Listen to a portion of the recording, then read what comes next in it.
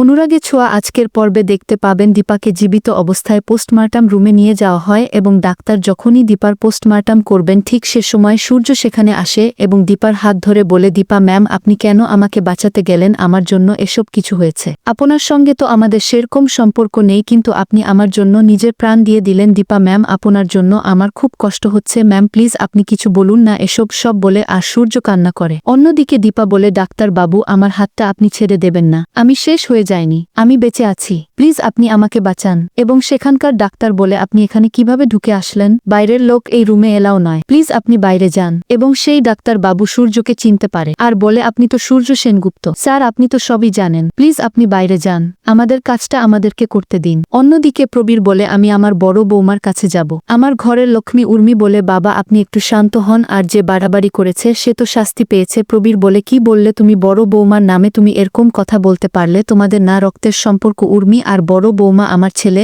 আর নাতনিকে বাঁচিয়ে নিয়ে এনেছে, আর তুমি তার সম্পর্কে এরকম কথা বলছো? এবং আর কাকিয়া সবাই মিলে উর্মির দিকে ঘৃণার চোখে তাকিয়ে থাকে। কবির বলে, এক্ষুনি বেরিয়ে যাও আমার চোখের সামনে থেকে, তুমি এখানে থাকবে না। রূপা বলে, দাদুভাই ভাই চলো, তুমি আমার সঙ্গে চলো, মায়ের সঙ্গে দেখা করবে তো।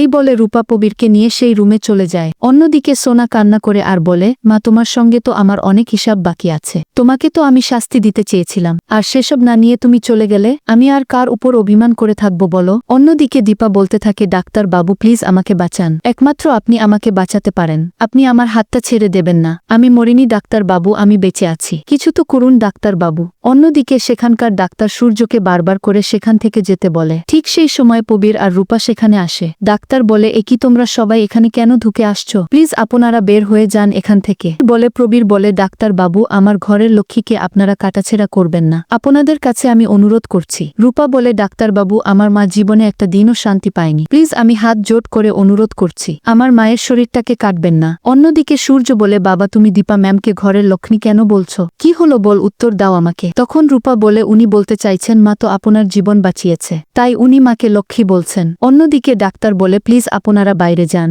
এভাবে বললে তো হয় না, আমাদের কাজ তো আমাদেরকে করতে হবে, এটা তো সিস্টেম।